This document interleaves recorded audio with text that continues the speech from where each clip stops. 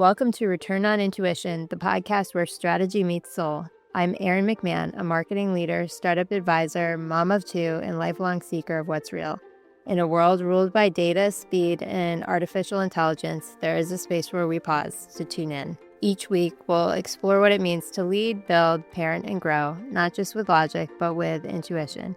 You'll hear from founders, creators, marketers, spiritual guides, and so many more. People aligning ambition with purpose and using their intuition as a real tool for transformation. Because when we pay attention, get present, and trust our instincts, that's when the magic happens. Let's get into it. Hello, welcome to Return on Intuition, where we explore the intersection of behavioral science, spirituality, decision-making, and a deeper intelligence that guides us in work and life. I'm Erin McMahon, a marketing leader, mother, and insatiable, curious observer of what drives human behavior. So today I want to talk about one of the first ways I got into behavioral economics and behavioral science, and one of my favorite experiments that really sparked my interest. So first time I heard of behavioral economics was I was working in Boston at the time, and I would walk through the Boston T, or it was actually Cambridge, walk through the MIT bookstore in the winter from the train station to get to my office. And I worked at Google at the time. And so, of course, walking through a bookstore, I see a lot of key books on display that are new. And the book that caught my interest at the time was Predictably Irrational, which I think is probably one of my favorite books of all time. But then I would also say the title is amazing and eye-catching. So I bought it and I read it. And it is by Dan Ariely, and he talks about behavioral economics, which the premise of it is that although the normal premise of economics is that humans are rational beings and act according to, their best interests and in predictable ways, that really isn't true. And there are elements of psychology and behavioral science that can really help us how humans do behave. And they do behave in ways that are irrational, but it's also predictable and understandable. So I love that. It's part of why I love marketing and just understanding psychology and human behavior. So one key part of this book, or one key experiment in this book, was called the invisible gorilla experiment. I had never heard of this before, and so I immediately looked it up, and I couldn't believe what I saw. The premise is simple. You're asked to watch a video of people passing basketballs, and your task is to count how many passes one particular team. So focused on this task, many viewers, count 18, 20, and quite often this happens in a group setting. So they're trying to make sure that they are accurate counters and they see it as others do. But the catch of the experiment is, in the middle of the video, a person in a gorilla suit walks in and beats his chest and then walks out right in front of the eyes of the viewer. And surprisingly, most people don't catch this, or a lot of people don't catch it. Now, unfortunately, I've ruined this a little bit in terms of you already know the catch of the video, and if you see the number of passes, if you're alerted to the gorilla and anticipate it, then you probably will spot it. But you can still try it on friends and family, and I would, because I have, and it is interesting to see who picks up on the surprise in the video. So the point of this experiment is that if people are focused on a task, then they may not and probably will miss key things that are happening.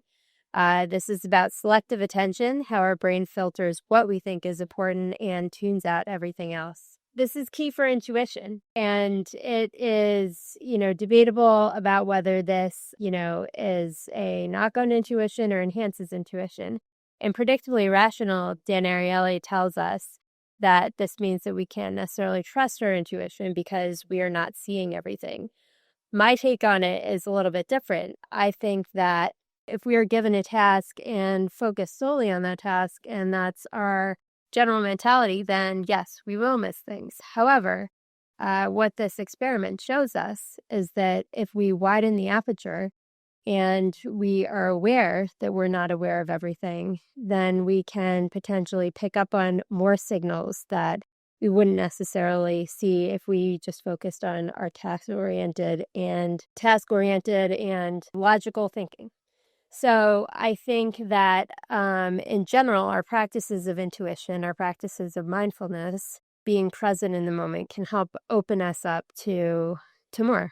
So what we pay attention to and the way we pay attention to things. So our intuition isn't necessarily deceptive, and also picking up on things that aren't necessarily part of the task. So, in the last episode, we talked about ignoring things that aren't necessarily logical and don't make sense. I think this is an extension of that, in that if you're tasked with, doing something like, creating a short-term, blog post or campaign explaining a particular product feature, and it's a very like quickly executable task that the engineering team has asked you to do. Think about the larger picture and think about whether your brain or intuition is telling you, can you make this something larger? Or is there a different spin that you can put on this that makes your product or what you're talking about stand out in the crowd? Our brains are wired for efficiency. So they are assigned a task, focus on doing that task, doing it with the lowest energy usage. So if we're used to doing something and executing, getting it done, then that's what we'll focus on. The reticular activating system, which is a bundle of nerves at the base of our brain, acts like a filter, tuning in what we've deemed as important and tuning out the rest. This is really interesting, and I wasn't aware of this until I, investigated the invisible gorilla experiment and really dove into it more deeply, but it is true that we filter out a lot of what we see. So what we see is not, and what we take in is not truly reality, which is mind-blowing, but it means that we can use it to our advantage in terms of using our internal self and our feelings and internal guidance to focus and to look for things that we want to. An example of this that has been used countless times is if you are considering buying a certain type of car, you wouldn't necessarily have seen that car on the street that much, but then all of a sudden you see the car much more in parking lots and things like that. And it's not because all of a sudden, everybody is driving, Toyota Priuses. It's because you're considering that car and now you see it. So the reticular activating system acts like a filter. It's why people in that experiment were so focused on, counting the passes and not necessarily seeing everything else. It's also the reason that we can hear our name called across a noisy room, because we're trained to listen for our name. So this shows up everywhere in the workplace. We're heads down, goal-oriented, but the real insight and game-changing strategy is that we can broaden our perspective and think more creatively and contribute more creatively in an emerging, noisy marketplace. So you can think about this both from how you do your work and the unique take that you have on certain things. And then you can also think about it from the consumer perspective, which is, we are bombarded with many pieces of information, signals, people trying to get our attention based on what role we have in our personal lives, what role we have in the workplace, etc. And how do we as marketers, communicators, innovators get across our message? And how do we break through and or activate what people are focused on? So I think this is key in marketing, because if people are focused on, a certain set of values or a certain set of things they want to get done, then your message needs to connect that in a resonant and meaningful and memorable way. And in life, well, the gorilla might be your child's need for a connection, the moments of joy you miss because you're thinking about the daily tasks that you've been doing. I certainly have this conflict on a daily basis, which is, I have a list of things I get done. We have a routine that we're going through. Got to get the kids through dinner. Got to get them through, their bath, and they might, be crying or have a tantrum. And I'm almost thinking about the possibilities of when I will get, you know, a tantrum, or how much I'll have to convince a kid to get in the bath or things like that. But, what are the things that we're missing that are not associated with the tasks? So I'd be open for suggestions for how to be more present and enjoy those quiet moments, and use those moments of presence to understand what children's needs are, and or make sure that we're listening for things that aren't immediately loud. So, if a child does have a tantrum, one child does and the other child's quiet, what does the other child need? Because the louder one is, is the one that is immediate and is the task at hand. But what are the other considerations? Or what does the tantrum really mean? I've read a lot by Dr. Becky Kennedy, who wrote Good Inside, about how our children's intentions, and really everyone's intentions, are good, but ultimately when we're raising our children, we will see outputs and or behavior that are more frustrating to encounter, such as tantrums, loud emotions, things like that. So, behind what you see, what is the visible, what is the invisible behind that? What does the tantrum really mean? And I think that that's very helpful to look at. What is the tantrum isn't necessarily the problem. It's a signal for something else that your child needs. So I think that's a way to think about what is the task at hand. What is that immediate, like, this is visible. This is what I need to do, which is, quell the tantrum in the most manageable way possible. But what is that gorilla that I don't necessarily see that's underneath? Is it somewhat, my child looking for more individual attention?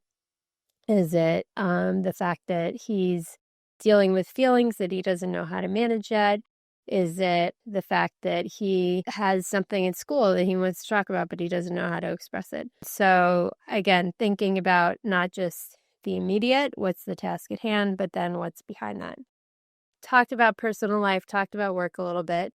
I want to talk about the world of AI because it is top of mind and part of my work. And I work with companies that are building AI, part of AI infrastructure, and it is certainly part of the news.